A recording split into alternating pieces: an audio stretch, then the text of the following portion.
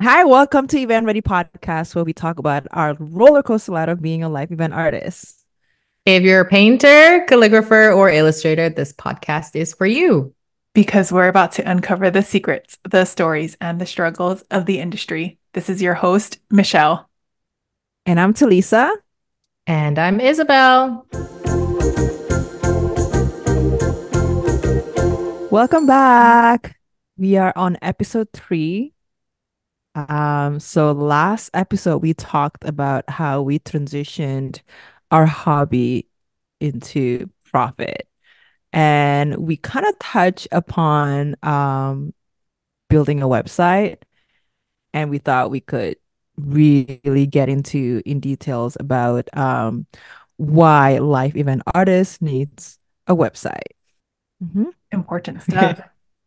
Yeah. Okay, so let's start with our T, like our truth statement. Michelle, do you want to start? Do you want to spill it? Yes, the Spill the tea? truth. I grabbed my tea just like as you said tea, I was like, tea, I have tea here. Okay. So the truth is a website is a work in progress. It's never perfect, but if you don't have one, you need it. So just publish it. We'll talk about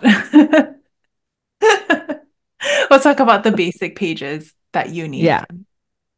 And all of our we're gonna share our experience, what we've learned, what we have not learned, and what worked for us and what didn't work for us.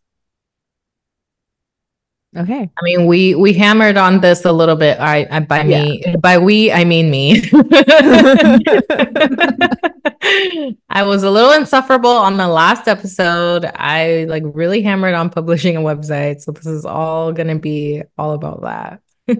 hmm Okay, so before we talk about building a website, just going back a few steps a little bit, you do need to have a domain, which is basically going to be the name of your website.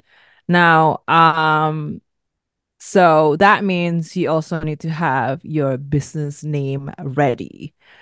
And so when coming up with a domain name, I I actually stick with Rosine Art. I did consider wanting to have it more specific niche to just calligraphy. So I was going to do something with my name and then a calligraphy, but then knowing that I actually started Rosine Art back in 2012 for portrait. And then I kind of like had a MIA and then going back to doing art again, which is in calligraphy. And but I remember there was like a lot of gurus saying that you need to niche down, you need to like really be specific. So I was too worried about doing portrait again.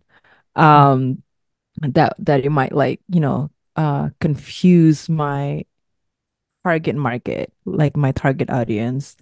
So, but I knew in back in my mind, like I'm gonna do it one day. So I stick with Rose in Art. I didn't change it. So I guess when you're coming up with a domain name, like think long term. Mhm. Think about the artistic skills that you have and maybe possibly in the future that you want to have. You know, So it's funny because you gave us a piece of advice of like what you wish you knew, right? And you said yeah. that you wish you didn't feel so pressured about niching down and like having to do that, but you knew like at the back of your mind that like you knew the right thing to do, right? Like you were so worried about like concentrating on calligraphy, but part of you always knew like you would come back to it. I think Yeah. that's The special. voice was calling back. It was calling you, come back to me. Like it took 3 years, but I came back to illustration again. Mhm. Yeah, I kind of had like a very what's the word, like a very no, like no brainer reason for why I came up with my domain name, which is just my first and last name, like nothing else. And I just told myself like, what's gonna be the fastest way to make this decision of like, do I call it something with calligraphy? Do I call it this or that? And I'm like, I'm never going to change my name. So I'm never going to change my domain if I name it after my name. So that was just like very straightforward. And I Yeah. was like, don't think like anything else about it. Use your name and then it's just done. And Yeah. one thing I always had in my mind was like, um, and this is kind of like thinking of like a gallery artist, like a fine arts artist. They sign their name with their Mhm. first and last name. It's never like a corporate name. Mhm. um and I'm like, it's just, to me, part of me always wanted to be like, I wanted to be known for my art, like my name. I want my name attached to the Yeah. art and like nothing else, and Mhm. that's gonna be what's gonna feel most personal to me.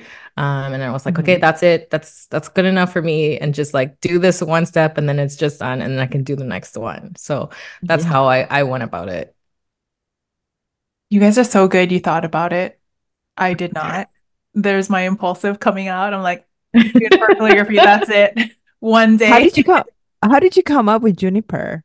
Yeah. Juniper. Oh, I Like, love the smell of juniper. And I just thought it okay. was so pretty. See, there Okay. it is again. I didn't think about it. I was like, Juniper calligraphy, that's it. That's my name. That's my business. That's my domain.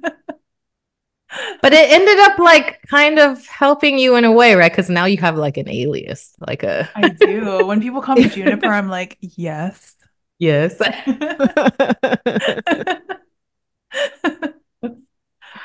Side Um, hustle. yeah. So, I guess, I mean, the step before, again, before you want to come up with the domain name, you also need to register a business name. Mm. That's what you have to do, right? Um, I actually just use Roseanne Artist as if Roseanne is actually my stage name, it's not my real last name. It's more about like I guess a safety thing. I didn't want to push my real name out on a website. So Roseanne is actually a combination of my last name and my husband's last name. So I just thought I like how it flows. Like Yeah. it just Roseanne art. I know. So I like that. So I kept it and I just didn't want to overthink it. Just like did it. And I didn't think anybody would have something similar anyway. Like it's just too unique that like I wasn't worried that someone was gonna take the name Mhm. or anything. But then this Um, way it's like still very personal to you, right? Like yeah, it's yeah. So it's it not has a something that person. it's not something you Yeah, would ever like, oh, just get tired of and just like throw away. yeah. So it's there's a story behind it. So I felt like, yeah, there's a story. Aw. Um, yeah, so yeah, get the domain. Actually no, register your business, get a domain, and then you basically can start building your website. So those are actually two different things. Having a subscription to have your website as Yeah. well as getting a domain, which, they both you have to pay in a Mhm. yearly Mhm. basis. But the domain is super cheap. So if you Yeah. didn't get one already, just just buy the thing. It's like $17 Yeah, a it's year. so cheap. Yeah. Actually, it is, but for bottlepainting.com, I actually bought that from someone.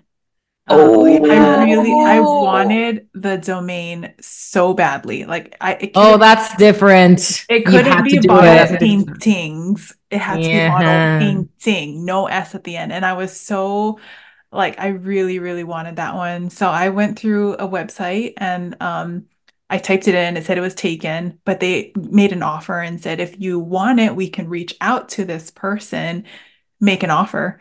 And I was like, oh, okay. So I had an agent through this website who reached out to the owner of Bottle Painting, and we came to an agreement. It was not cheap, but I got it. And I think over a few months, it transferred, everything went into my name, and That's what it is now.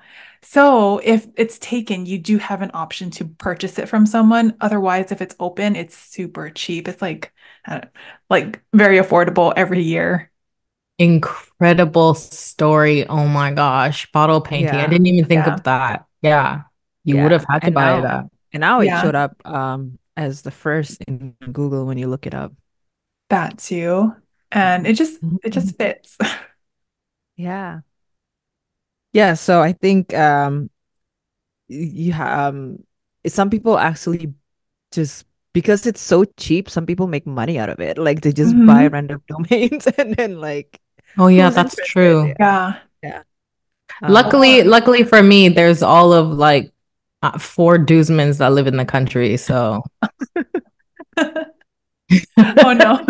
it's very simple for me. Yeah. So the next step is not nothing to do with the website, but it has it's relevant is using your domain as email address. And this is like one step thing. Like you don't have to do it. Like you just do it once and then you're done. Yeah. So you would typically, have like a Gmail address, whatever you're using, or sign up a new one. Um, And then under like settings or something, you just say like you want to send emails from like this domain. And then you just have to verify the domain and then just do it once, get it linked up. Then it can show as you're sending from your domain. It doesn't show you're sending from something something at gmail.com. So Yeah. It just shows it professional, you know. yeah, you bought the domain, so just use it. Mhm. Yeah. I mean, you already bought it, you might as well use it. And I don't know. I think and it's so fast to do it too, right? I don't Yeah. even remember when I did it, but I know that I did it. And it was easy. Like the thing you just like it's a very quick Google, like how do I link up my domain to my email? Yeah, yeah, yeah. Mhm. Two Yeah, steps done. Yeah. everything is figure outable. Mhm. Which platform are you guys using? Squarespace. Same. Same. I've been on Squarespace for a long time. There are others, like other option like Wix, Mhm. WordPress, GoDaddy. My face is like weird because I just I've had I actually used GoDaddy for someone else's website. I was administering it. It was not easy. It wasn't, I don't know, it was just not as intuitive as Squarespace because I feel like with Squarespace it's just like a drag and drop, very, very easy to use. Mhm. And Yeah, they it's have very all the user friendly Mhm. and intuitive, like so easy to learn.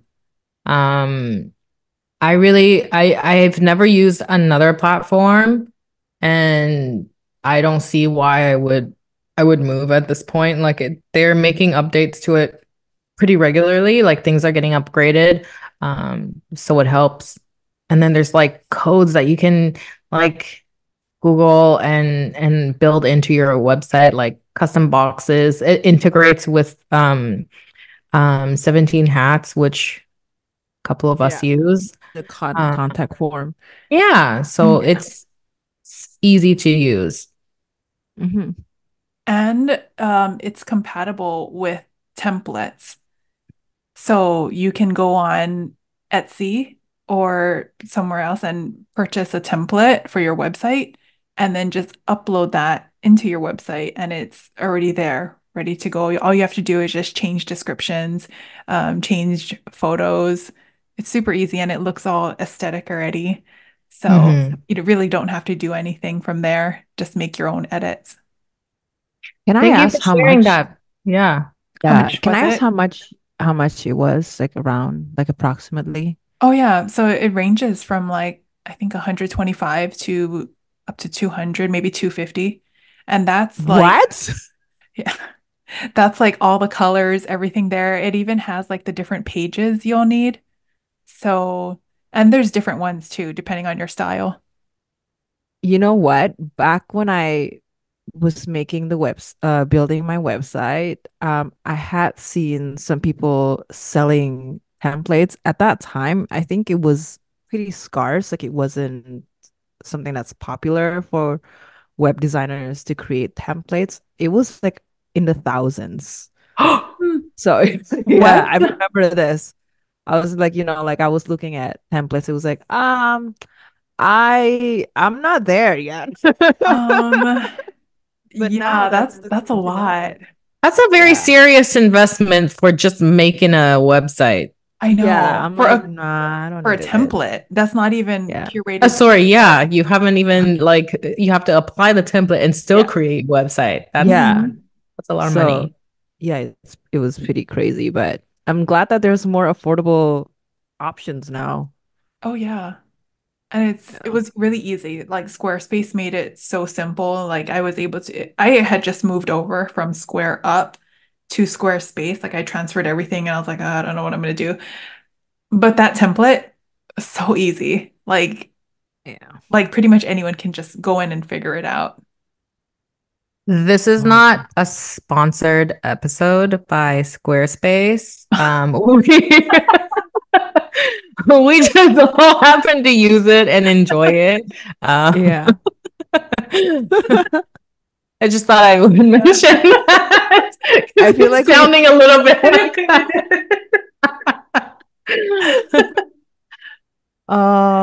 yeah. Yeah. But every single time someone asks me, they're like, "What's I always say Squarespace." But Yeah. Yeah. like, yeah, I've actually had. You remember how I mentioned that I've had to admin someone's website, and it was like using GoDaddy, and it was just I didn't like it, so I convinced the owner to move to Squarespace, and it was kind of a pain in the ass to like transfer. Mhm. But like It's after worth that, it. like they made it really difficult to transfer your domain to Squarespace, so it's like it's just based on experience. Mhm. Not sponsored, just based on experience. Yeah. But I it's mean, like it's a bad sign when you're trying to go from one to another and they make it so difficult for you to Yeah. export and like move on, then it was the right choice to move on, right? Like Yeah. they Yeah. need to keep you by making it difficult to switch. Yeah. oh yeah. Mm-hmm. Mm-hmm. I had that with Square Up, which is like Square, I was talking about in the last episode with that little chip reader. Payment. Yeah. I The wanted payment everything thing. on, yeah, I was so lazy. I wanted my payment on one site and my website on the same site, which is why I used it. But that website is mainly for like food places. Like there was an option to curate a menu, and I don't need that.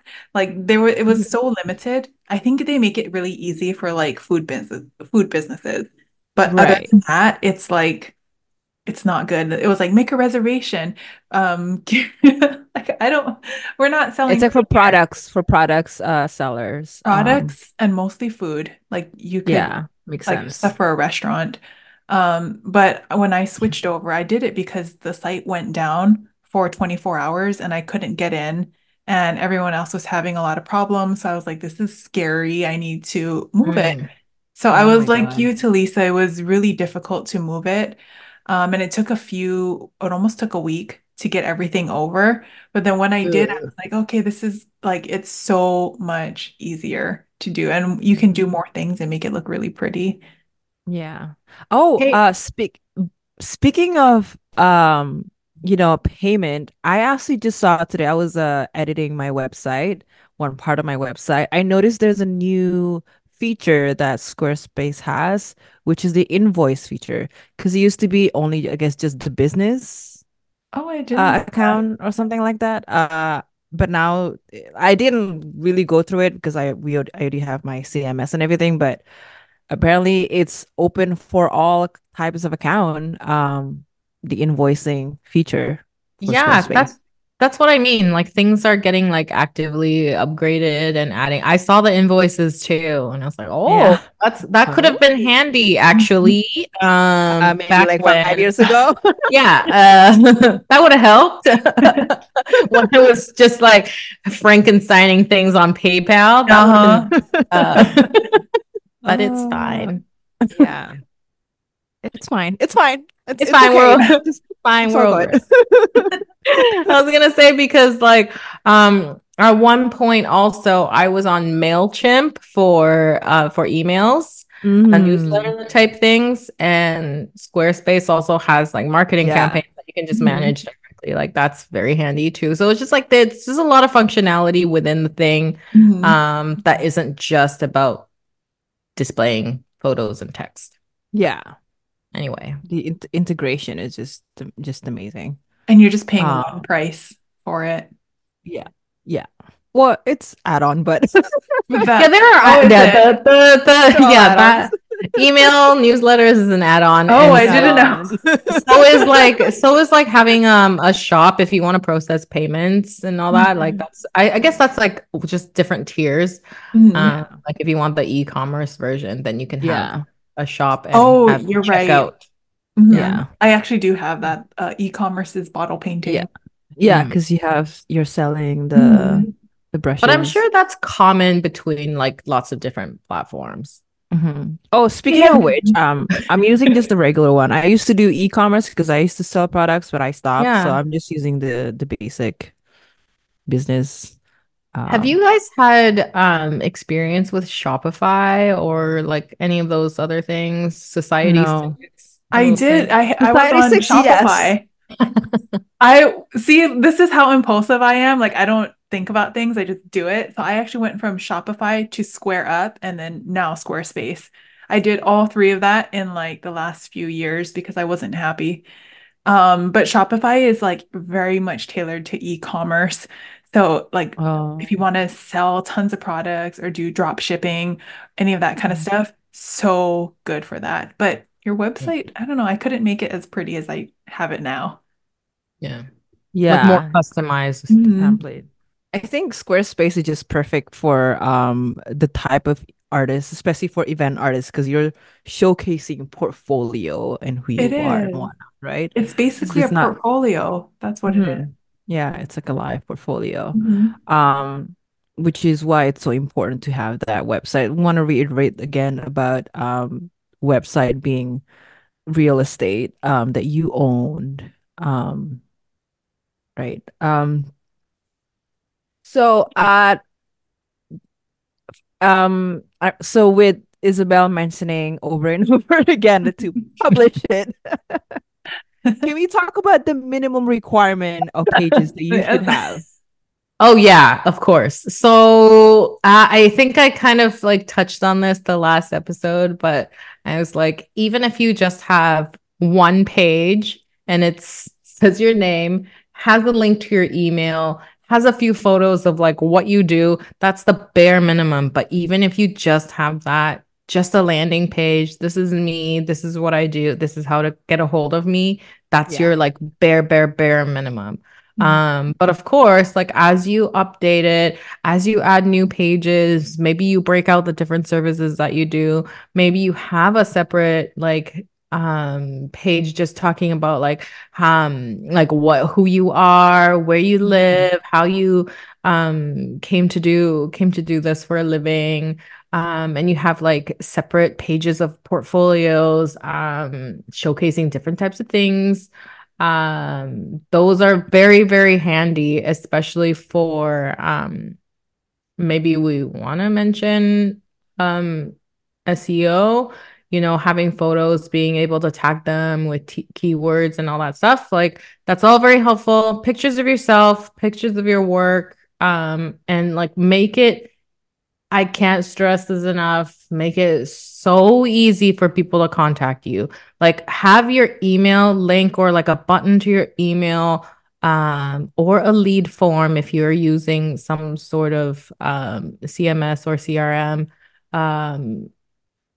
had that like takes a client lead to your program. have that in multiple places so that it's not just like you don't worry about, oh, like, am I being annoying that I'm like, email me here and email me here and email me here? Like, doesn't matter. Have it in like lots of different places. You don't want people to have to search for like the contact me and like, where's your email? Where I have done this before where I go to artists' websites and I can't find a way to contact them. Like you would be surprised, like the number of people I'm like, I can't find your email. I can't even find like something to copy and paste. Like have it as a button and have it as text. So people are like ready to paste it, like copy it. Yeah. Yeah. You just made Yes, it sound, oh, sorry, go ahead. no, go ahead. Oh no, I was just like the way that Isabel broke it down, it sounds so like not scary to start your own website. Like you just need those Right. like 5 simple pages and that's it. Like I was so scared to start mine. I mean, I'm No, in, I totally agree because it's like, oh my God, it's like your own website. It's like a yeah. big deal, right? Mhm. But I totally get it. The how intimidating it feels, but it's literally just like as if you're starting a new Instagram account. You have, right? It's easy as that. Yeah. Except when you're doing a website, which is easily Googleable. Yeah, definitely have a page about you, like what you serve. Location is so important. You Location. know how Oh many my times gosh. I've gone to some people's website. I don't know where this person serve. Yeah. Mhm. Like especially you're an event artist, most likely you're doing something to your local. That's where your market is. Police put the city that you're in. So Yeah. that we That won't would know, that would like be we need nice. to know. Yeah, where you're And serving. especially, oh yeah. And I said it earlier, but I just like skated across it. Pictures of yourself, like it's so important. Like people need to see you as a person, not just images of like a magazine flip through of like what you do. Mhm. Um, you on the job, hopefully you had some photos of yourself on site. If you don't have that yet, just a clear shot of your mugshot. Great. Like that's Mugshot. all you need. I don't mean like mugshot. Mugshot. To lease that now. Always getting in me trouble. Um, but yeah, like a clear image of yourself, a Yeah. friendly demeanor, smiling, just something that's like, oh, like this is a real life person. Um, and a lot of the times, like clients just want to verify that like you're about the sort of like image they want to portray to their customers. Like they just want to verify like what it is that you come off as, I guess. Yeah. Yeah. And honestly, I think can I mention something about posting a picture of myself? I actually thought I wasn't gonna get hired because I would post a picture of myself. Because Mm. there's Oh. um Yeah. Mhm. being like being a Muslim wearing a headscarf. I used to Mhm. think that it would be hard for me to get jobs in the luxury store doing this. But I was like, no, this is me. This is Mhm. this is part of my identity, so I'm not gonna be afraid of like showing myself. That literally crossed my mind. I was really worried about that. But so I'm like, I just stopped overthinking it and just did it anyway. Post a picture of myself and it never stopped me from being hired by variety of like clients. Yeah. So And I mean, it's how you're going to show up to a job. So mhm, like why hide it from the get-go? And even if you get hired despite that, like that's still how you're gonna appear in person. mhm. So you may Yeah. as well. Yeah, all they care is just professionalism, Yeah. Mhm. and even if there's a client who don't want to hire me because of how I look, I would not want to work with them anyway. So, but I feel like most brands are very, inclusive. And yeah, there's like, don't be shy. Just take a picture. Like, I mean, you can use your literally, like, it doesn't have to be like a professional photo shoot branding when you're just starting, you could literally just use your phone and edit it. Like there's like Lightroom is like basically free Mhm. on Yeah. mobile. Just like Makes stick your it phone on a tripod or something that's holding it. Take a picture of yourself. Totally yeah, works. Yeah. that's Mhm. it. So simple. That's all you need. Hmm. There is one thing as soon as you brought up your appearance and your headdress, I thought of one thing. It's like because my last name is my husband's last name and it's German. And this crossed my mind at a much later time, which is really weird to think of. But at some point, I was like, oh, because I want to do Chinese calligraphy on site, right? And it's like, Oh. who's gonna hire Isabel Guzman to write Chinese calligraphy? Like that doesn't sound legitimate at all. So it's like this is one of those times where the picture helps, right? It's like this is not my born last name. I swear I'm Chinese. It helps. It helps. Like this, the picture helps. And I And know we humans are so visual. Like we are visual creatures. We just need to see it. We were talking about pictures, but I forgot to mention it's well, we kind of mentioned it, like, just taking a picture of yourself, also taking a pictures of your work. It's not hard. It's just like you just make sure that you edit it. Like, don't post it without it being edited because it looks so different. You want to make sure that it looks clear. The work looks clear, and if it's a calligraphy, it's legible.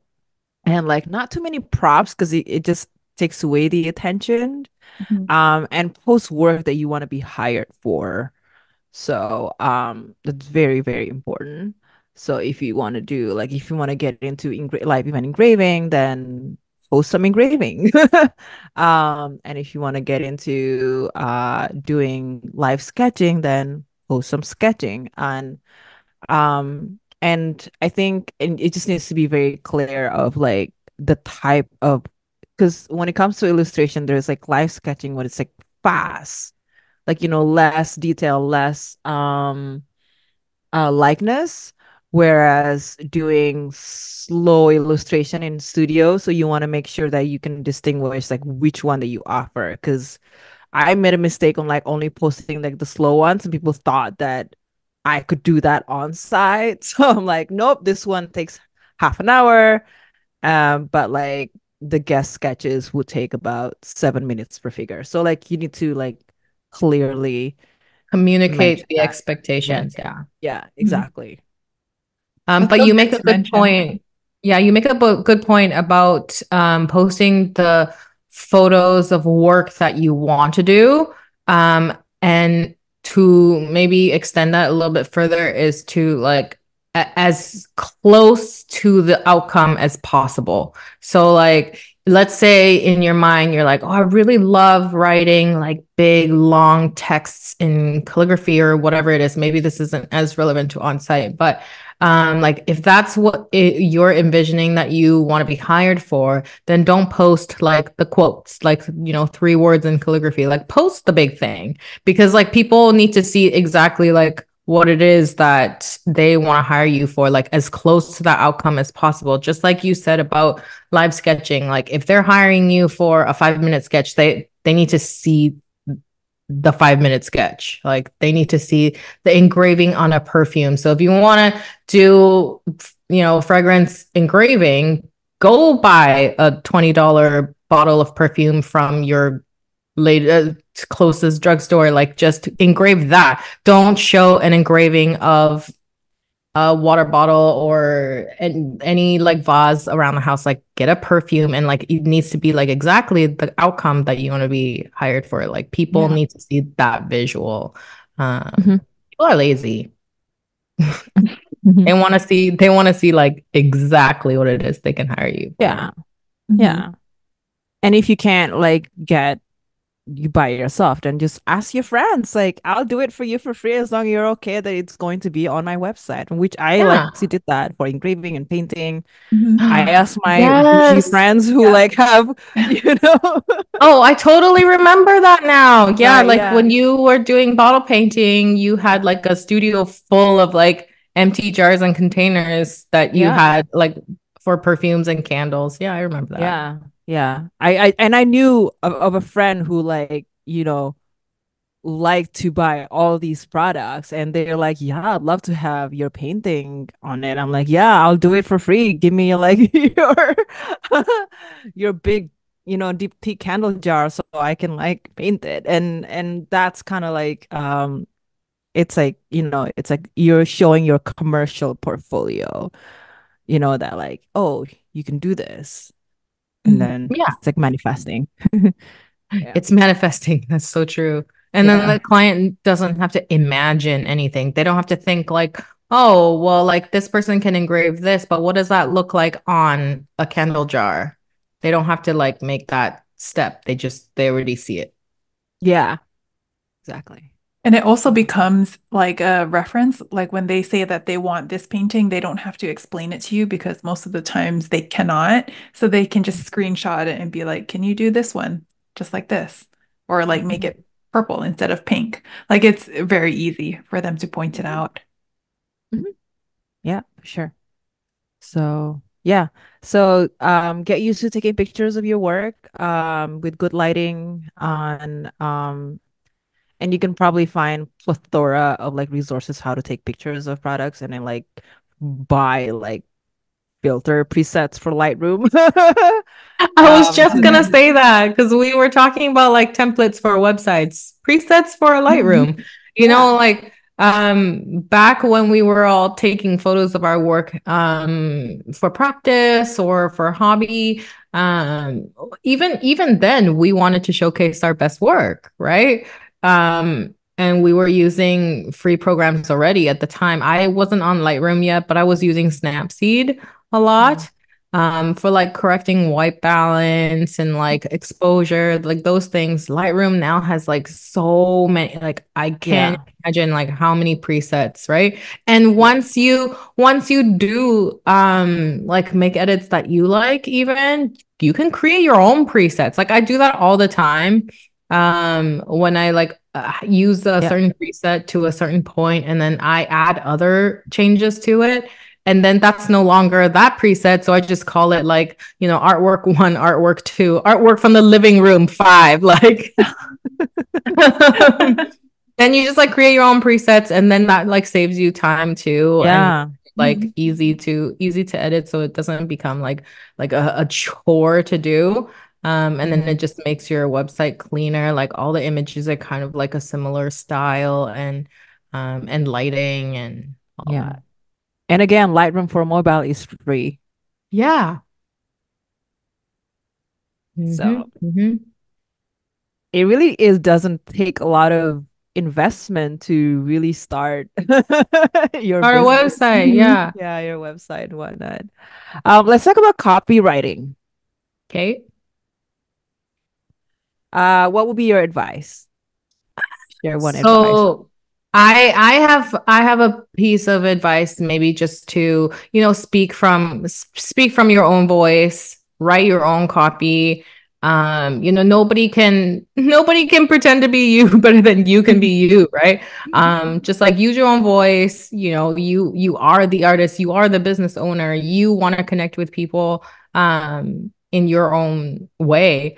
And don't feel, and maybe this is like very specific, but maybe don't feel like you have to sound like you're coming from like a company of like multiple people, like Mhm. as if like you have staff, like, oh, like we are this and we will get back to you or contact us. Like it's not necessary at all. If you do, have an assistant or whatnot, of course you can.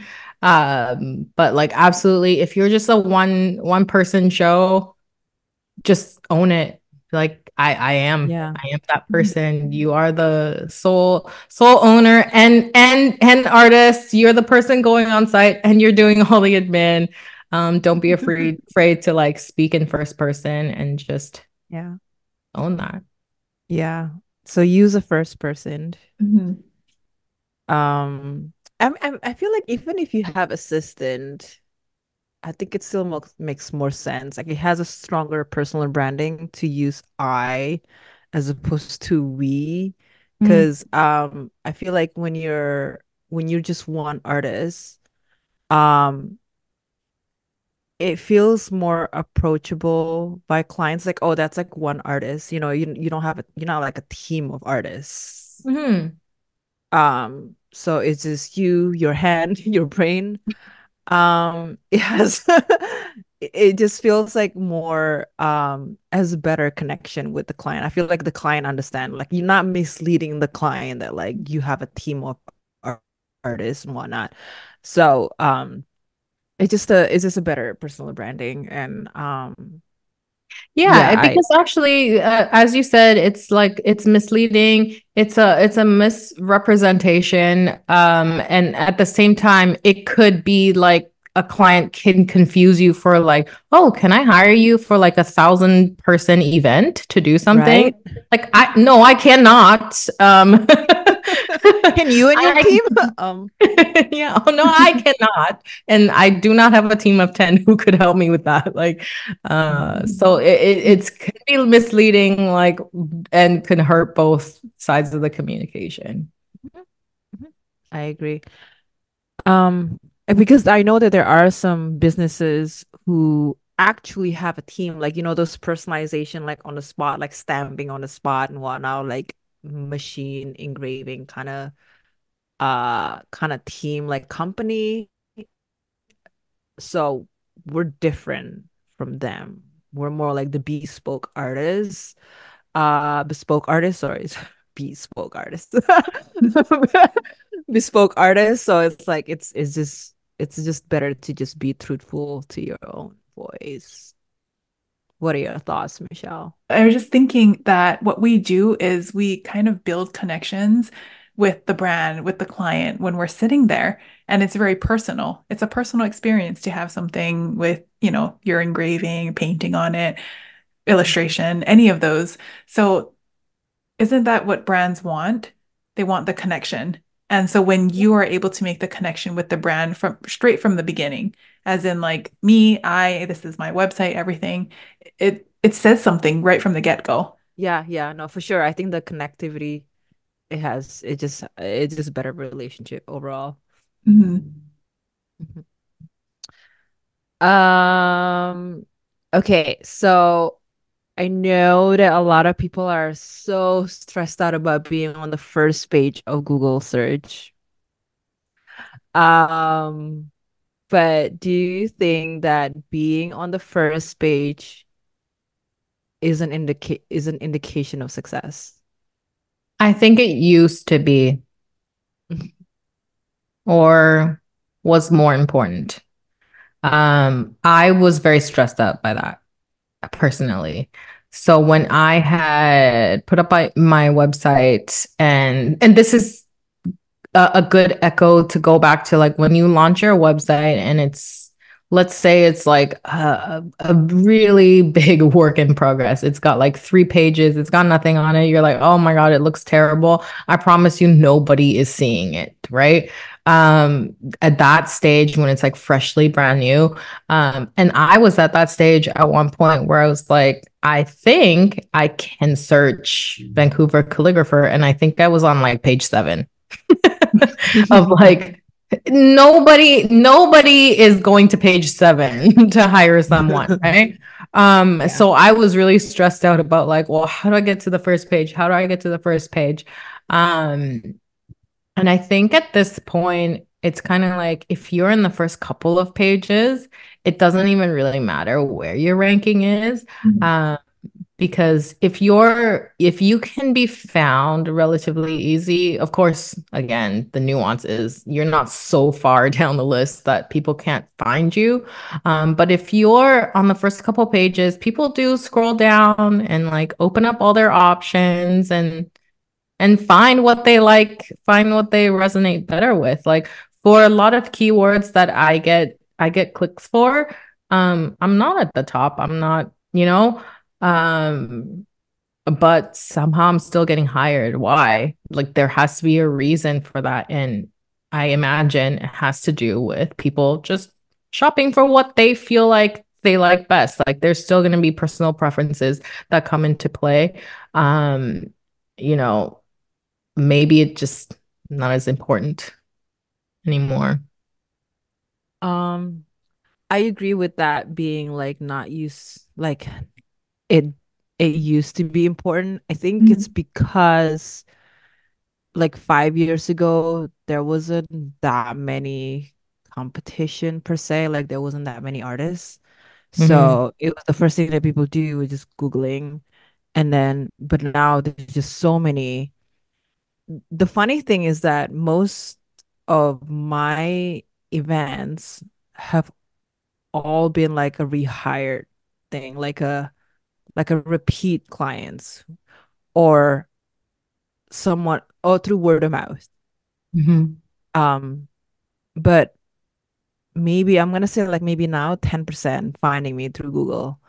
Um, and I found that really interesting because but I'm pretty sure I mean it still has being on the first page really does have the possibility of being hired, but I think the quality of the work has to meet the market standard That is than like definitely more important because, yeah. like you said, Isabel, like people are shopping around now and they can Mhm. look and see which one resonates more with their branding. Yeah. And it's like the alignment, the quality needs to meet the alignment to the brand and that makes sense. Mhm. So, is it an indication of success? Not really. It helps somewhat, but usually when you're on the first page, you've basically been in the industry for at least 6 months. Mm-hmm. But it doesn't mean that it's not important to like to not have a website. It is important to have a website. Um, but the priority is having a good quality of work Mhm. will get you rehired. I think Not maybe like one way to think about it is like a curve. So it's like in the beginning, you're kind of have like low number of leads, um, low clients, um, and so being on the first page is more important to you because that will get you the fresh leads, right?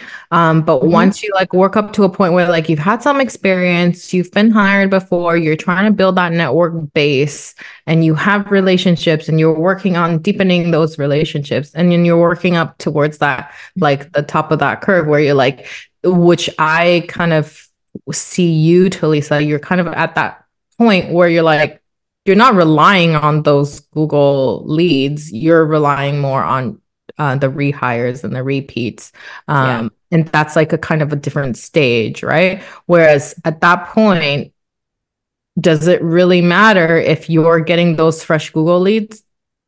Not so much. No. Um, Yeah. and then I see it as more like a transition Mhm. where like that becomes less and less important to people at a different stage. So it's kind of I don't know, maybe it's like a catch 22 thing. Like Yeah. you have to get there for it to like not be important. But regardless, like you said, the point about demand and supply, like there are just more people doing it now, and then people Mhm. notice that. And so if you Google something and there's only a couple of options, you're like, okay, well, I'm stuck with this. But then if there's 20, Then you're like, oh, I'm gonna like open this on a tab, open this on a tab, open this one on a tab, tab, tab, tab, tab, Mhm. tab, right? And then you're gonna go through those and be like, oh, I don't like this picture. Oh, I like this one. And you're gonna go through. And then you're gonna maybe pick your two favorite ones and email them, right? Like, Yeah. I think that has changed over time. It definitely has. And one thing that I also want to mention, I think I remember hearing this or somewhere or read this somewhere that when a client is trying to do research on artists, they usually spend about 3 minutes per website. So make Right. sure that your Oh, landing page is not slow. It captures everything that you need to like make sure that it tracks attention. oh, I didn't know So that. 3 minutes. 3 minutes. So like it's like a quick scroll through, Hmm. like so okay, we like them or like, just like what you said. So yeah, maybe one day we can like, we will definitely in the future we'll have like episode on rehireability factors. Because I think that's pretty important. Um, so I guess in relation to that, we can talk about the importance of keywords and tagging because it can help you being on the first page of Google. Even though it's not, like we said, it's not the only thing that makes you successful.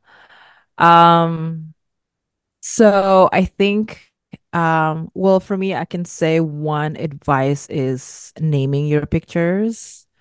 So it's include your location, your service name and some unique identifier. And then so like in between like location, um, dash, it's a dash, right? The line that's in the middle. Yeah. Dash, not underscore. I learned that Yeah. somewhere. And make sure like you separate that by dash and not like all like one clamp together because in the Google apparently can index it. That has worked with me so far. I don't know. I'm not an SEO expert. Just a disclaimer.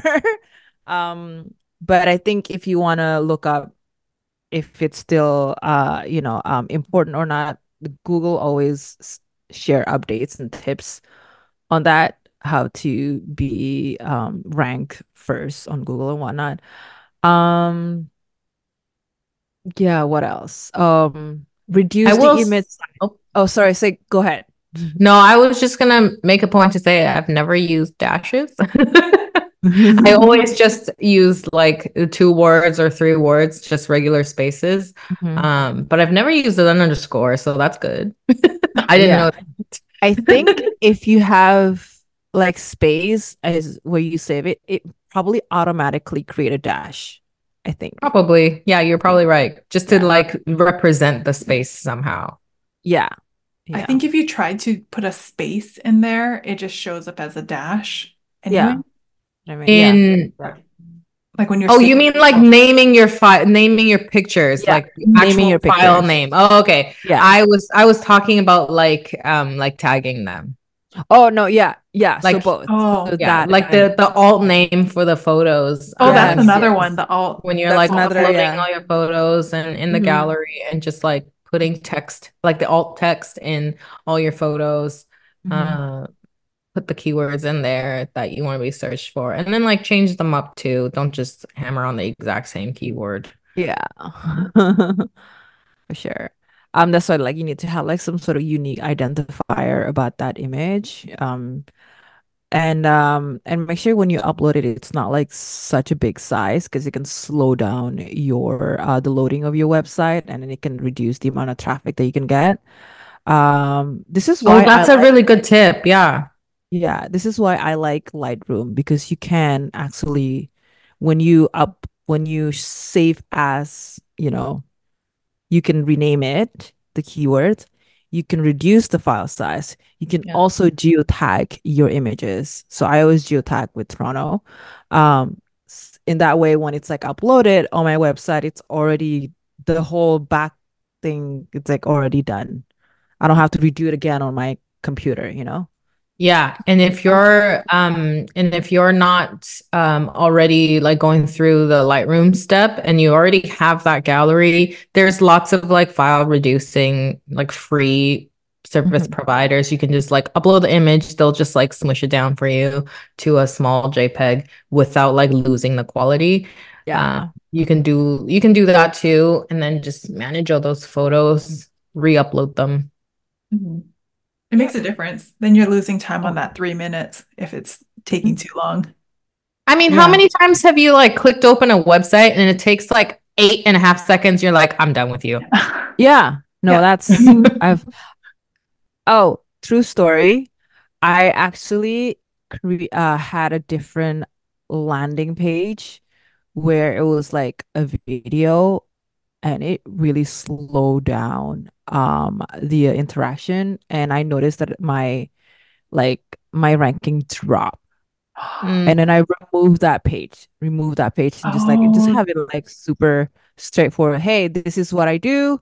These are my portfolio. This is how you contact me as mhm. the landing page.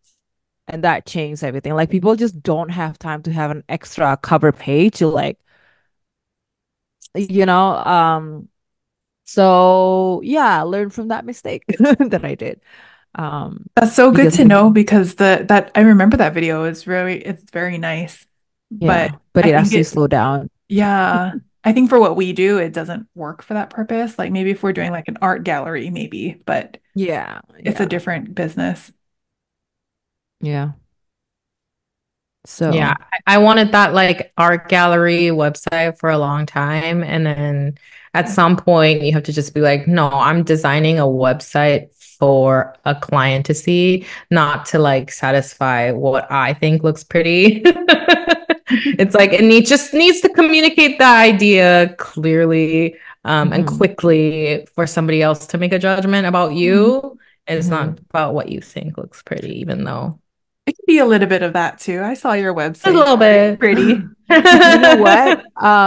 You just mentioned something that I wanted to mention about copywriting because I actually had a copywriting coach. I had a lot of different coaches in the back when I started.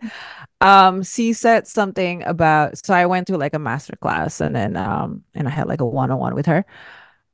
Make sure that your copywriting talks more about the value that you can give to the client as opposed to more about like, I can do this, I can make this thing look pretty, hire me.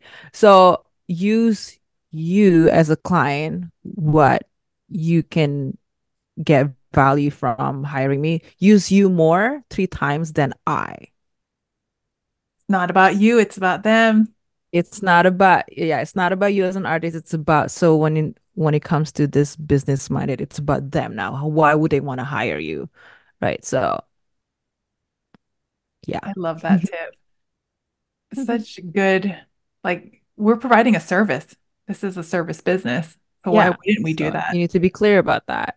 Like, Mhm. just like, I'm just an artist. Like, you wish you could hire me. It's not like you don't want to position yourself sounding like that, you know?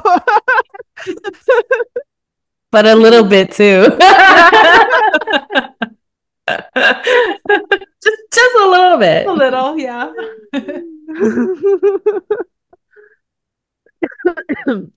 Sorry. Um, what else can we talk about? Oh, speaking of keywords, blogging definitely helps with keywords. You can pretty much blog about anything that has relevance to yourself as a live event artist. So, do you guys blog? I do. And I utilize it through Squarespace because there's different blocks that you can incorporate a blog posts into. So Mhm. instead of like thinking about it as a blog, I think of it as like collections of events. And Portfolio, so it yeah. becomes like a portfolio. So I Mhm. display it in that manner rather Mhm. than like I mean, I think like as millennials, we think of blogs as something totally like unrelated to business. Sorry, is that just me?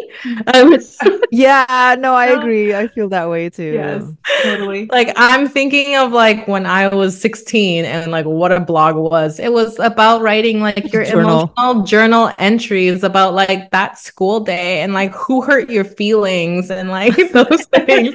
To me, that's what a blog is. So now when I think of the word blog, I still like giggle a little bit. It's like, who's writing a blog? Like it's not like we don't use the blog as like that purpose. We use it Mhm. for portfolio. Yeah. Yeah, for sure. Sure. Yeah. Do you blog, Michelle? I do. I got inspired by you. So like after every event, like you can just like write a little bit about it. It doesn't have to be Yeah. long. And then I just put Yeah. some photos that I really like and Mhm. that's it. Yeah. And it just and Google likes it when you update your websites. And one way to update your website is through blogging. Yeah, so it doesn't Yeah. seem like a stagnant website. Like you're Yeah. actually doing Yeah. something to it. Exactly. So yeah, been doing that, trying to have a habit of blogging every unique events that I did. Not all of them, just the unique ones. And you can also blog about maybe some ideas that clients can do for your, activation or something like that. There's so many ideas. So you can probably Google like what to blog when you're Mhm. this. Um, yeah, And going just back to like making it easy to get started, you don't have to feel like you have to upload new photos. You know, like it doesn't need new photos or new anything. Just the stuff that you already use or that you already processed for that event, just reuse it. Because whatever website editor you have, I guarantee you it has like a gallery or library. Once you've uploaded an image, like it already lives on the server. You just use the same ones and just check them off. Like you're not Mhm. you don't think of it as like, oh, that's just like one more thing to do. And then like I gotta create a thing and upload new photos and re-tag them all. And it's like it trust me, like these things are so easy to do now Mhm.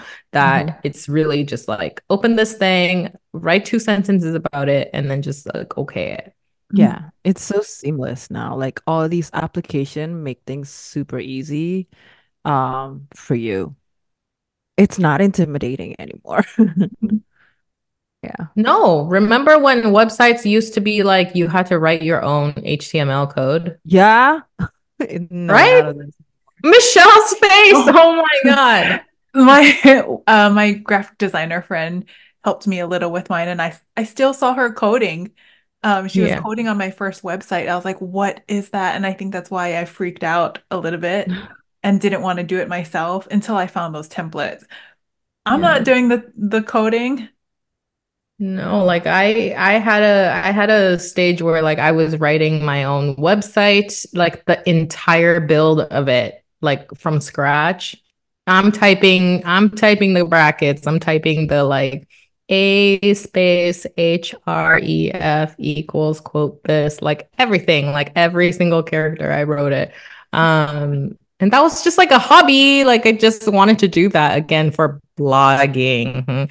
Um, but yeah, like it's not that anymore. Like you don't have to do anything from scratch. These things are already built and just pick like, I want this template. Let's go. Mhm, Yeah. Like it shouldn't take you more than a week to like build a website from scratch, mhm, Oh. just like put a deadline like this date I want to publish it and you do it. Because if you don't put a deadline, you're not gonna do it. You're not gonna publish. You won't hit that publish button. So set a deadline. And you know what? Um, Like just a yeah, go little, ahead. maybe this was luck, but I didn't have a website for a while. And immediately after I published it, 11 days later, someone actually contacted me through my website and it was like a inquiry from a brand. So like the Mm. sooner you get up there, I don't even know where I was ranking, like what page I was on. I don't Mhm. know, but they were able to find me already. Mhm. Me too. I had the exact same experience. That's why I was like so mad that I didn't do it earlier. I'm like, oh, could I have been receiving emails all this time? And I just Mhm. didn't because I didn't publish my website. Yeah, I remember publishing my website, and then I think it was about a month. And then I got an inquiry for a job at my very first like luxury brand. And it was an inquiry from New York City. And I was nowhere near page one, by the way. It was fresh, freshly new. And I got that email from New York City. I was like, is this a joke? No way. And I remember so specifically because it like floored me so much. I was sitting at the playground with my kid, and she was just like on the slide or whatever. And I just like hear the ding, open my phone. I'm like, what? No way, right? But yeah, it was very shortly after I published my website. I got that first email, and she said, I found you on Google. It works. Oh, How it took me 6 months not to get the first inquiry, but to get the first live event inquiry. I don't mm, remember how long it took me from having a website to having a real inquiry. Probably short time too, but for the live event inquiry, it was like 6 months after I published it. mm. So, yeah. I think maybe Is that enough incentive yet? Is that? I don't know. I feel like it is. I feel like we've made it very attractive a case to make a website right now. Yeah. Yesterday. Yes. Just do it. So on that topic, because we're already talking about Google and being found on there, I wanted to mention the topic of um, the Google Search Console. So if you don't know what that is, it's a free service. Just like literally Google Search Console right now. And it's just a landing space. You connect your domain to it, and then Google tells you how your domain is being tracked on Google. Like, what are the analytics for it? What keywords are you being shown for, and what clicks are you getting for what keyword? And also it ranks you for that. So it tells you like, maybe like your top keywords are this and this and this. Your click-through rate is this percent. And where were you on search results when that click happened? So like it tells you, oh, you were on position number 13 when you got that click or that kind of thing. So it tells you like really cool analytics that Google just provides you for free if you're being indexed. And then you might learn something new here and there if you review the page somewhat regularly. I don't go on it very often, but when I do, I'm kind of like, oh, that's interesting. Oh, I didn't know that I was getting searched for this. And then one thing I wanted to mention also with it was that it tells you like errors, maybe like broken links, or like maybe a page that has like two things that are too close together. I get emails about that all the time that says like you have elements that are too close together that affects mobile device legibility, or like just like little issues. It tells you your text is too small to read on this page. Like these things come up, and maybe you're not, because you are your own web designer, so you might not know these things, or like, oh, maybe I made that mistake here where I put I don't know, size 6 font by accident, right? And it just like reports these things for you, so it's very useful. And I remember there was one big step that you had to do was you could proactively, of course, this happens automatically with Google. It finds you and indexes your all your live pages, but there is a part where you can like submit a sitemap and just like upload and say like, please crawl my website, and here's all my active pages, and then that process is like pushed to Google.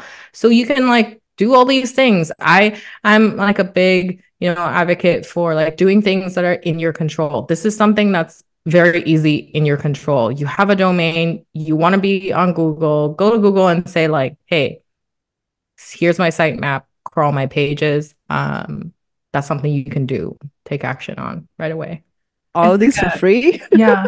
You don't need to be an SEO wizard. All this for free. All this is online. Like if you just looked, there's we're not joking about these things just all over the web. Free resources everywhere. I didn't learn this myself. I just Googled what to do. Now I have a domain. Now I have Yeah. a website. What do I do? You should be doing this. You should be doing that. Oh, and then you just like go on and improve it every day, every week. And then I found the Google console, not right away, but at some point, it becomes useful once you're ranking somewhere and getting clicks, then the data becomes useful. But it's totally out there, and that's why, we wanted to share it with you guys. Oh my God. Like these are the stuff that some people might have paid to get this information. It's literally just doing research and figuring it out. It's like all Mhm. there. So thank you for sharing that. I don't think I knew about the whole crawling your website thing, so I'm gonna try that myself. I don't think you need to at this point. Your website's probably like thoroughly crawled. Like it's living on Google very well.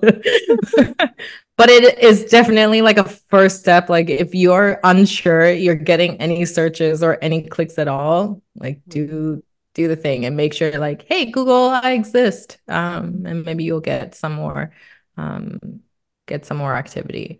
But Yeah. yeah, I think this is like, for me, like from my point of view, I never saw it as like something I needed to find a person or like find someone to help me with. I just felt like, oh, I'm gonna Google this and find it out for myself.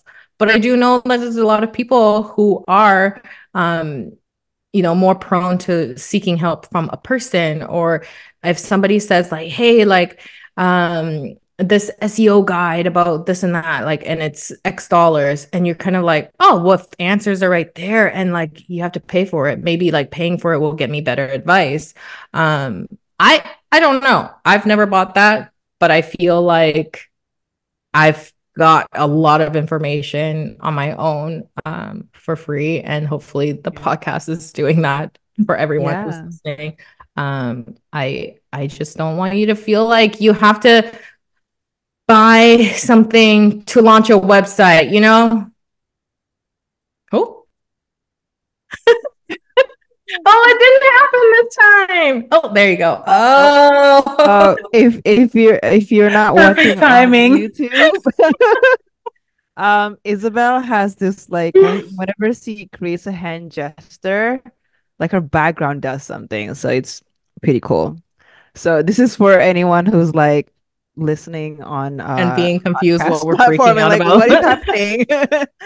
That's what's happening. You have to see it on YouTube. But yeah, it was yeah, There I was think fireworks going off, yeah, there was FYI. fireworks behind her. It just popped up.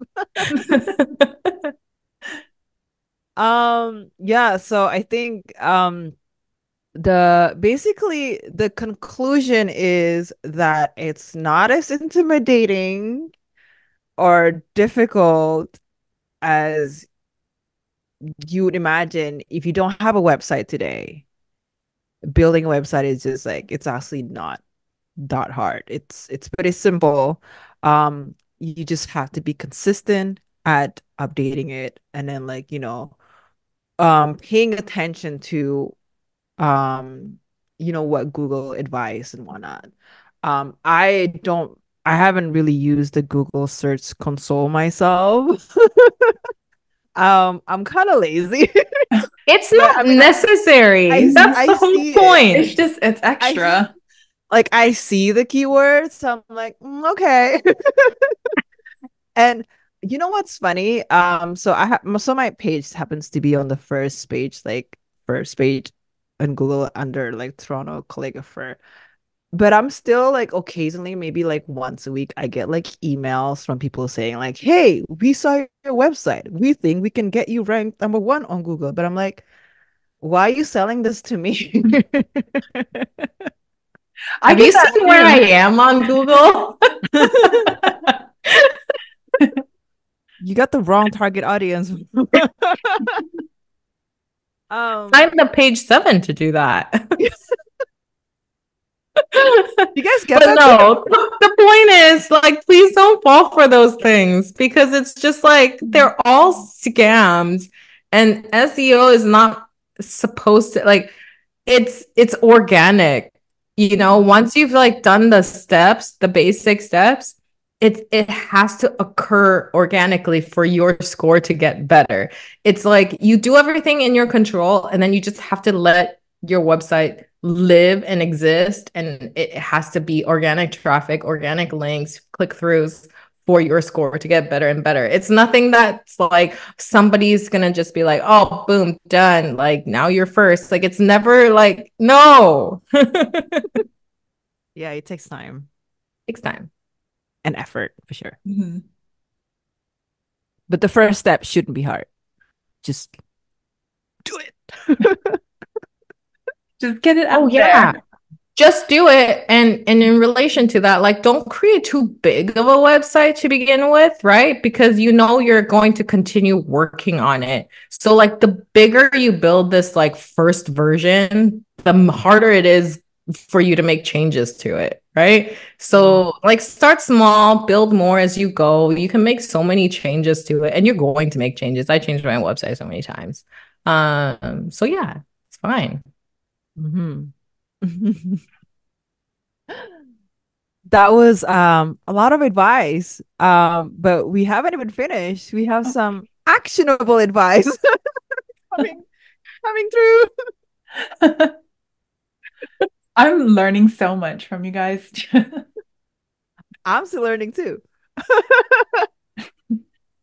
Um, so yeah, let's get into the actionable advice part of this episode. Uh, do you guys want to share? Oh, so we kind of mentioned some of it already. What we feel that work for us. Take a picture, make sure you edit, um, and post what you like to be hired for. Keywords is important on pictures, your copywriting, and your page description. And do you need to hire a web designer when you just first started your website? No. No. Yeah. It's not necessary. Yeah. I think it's just like get it started, get it going. And at some point, if you want to invest in that and like, Yeah.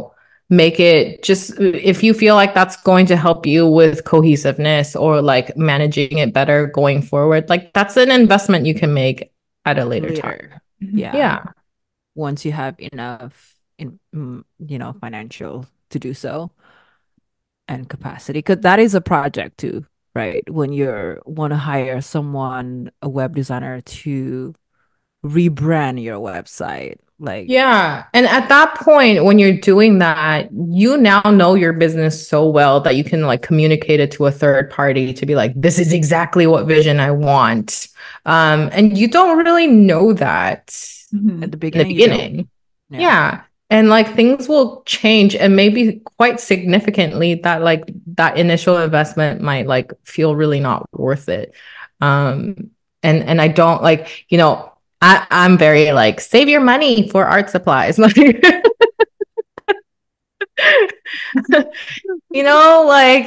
I just don't want you guys to think that like these huge big initial outsets and initial investments are required to get you that job. Like all of these expenditures, these big thousands of dollars investments, is not required to get you started. So don't feel like that's what's holding you back and like, oh, I have to get past this paywall to participate in this live event industry. Absolutely not. No, like we didn't do that. We did No. everything all ourselves. No, and I always started with like the lowest tiers of everything, Mhm. like buy the domain and then the cheapest website and then like PayPal was free. Like just like use the smallest things on your checklist and then just get started and Yeah. then you work up from there. Mhm. Um, you can grow. And then Mhm. and then you can decide what to invest later on once you already more established in your business. And it does So, change. Like when I first started, it was heavy on calligraphy, and mhm. somehow along the way now it's bottle painting. So the thing you do in the beginning may not be the thing that happens later on. Yeah. And it's totally okay. It's part of your journey. It's part of like you're not set on one thing. And I think I mentioned this on my post that my mistake was niching down too early. Um, when I love doing illustration. So like things can change. I have definitely added, deleted pages. Yeah. I want to say like my landing page from Instagram, like it's probably gone through like 15 versions. I'm like, I don't like that. I don't like this. Why am I adding this link here? Like delete that. It just changes all the time. And then like you're adding new pages and then changing them out. The homepage is probably the thing that I've changed the most. And it's gone Mhm. through so many different renditions and I update the photos and it's Yeah. just you're allowed to make changes. Like don't get married to the first like version of your website. Oh, speaking of photos, don't upload too many pictures. Replace Mhm. as opposed to adding because the more that you have, the more it's gonna slow down your pages. So post like maybe only like five that you like the most that can represent most of your work. For Oh yeah, that's a specific skills. super good tip. You're very right Mhm. about that. Like having Mhm. like a wall full of photos is not helpful for anyone. Yeah, Like it's too pick your claustrophobic. best ones. Yeah. Yeah, Yeah, yeah. Like why are you showing me so much? No. yeah, Just yeah, pick your best work. yeah, Yeah. yeah. Google really likes active websites, so continually update. That's why it's always in progress. It's never perfect. If you want to post more photos, that's what your social media is for. Yes. Oh, what a good Yeah. segue. And that is what we're gonna talk about on the next episode of Event Ready Podcast. All right. Well, thank you everyone for listening to this episode. I hope you learned something new from this episode, whether you are an established event artist or someone who's thinking of starting becoming an event artist. I hope this was really, really helpful. And don't forget to follow us on Event Ready Pod Instagram, so we can get to know you and DM us if you have any thing that you wanted to learn about, because we have so many things that we are preparing to talk about and to spill more tea. Um, and until then, we'll see you on the next episode.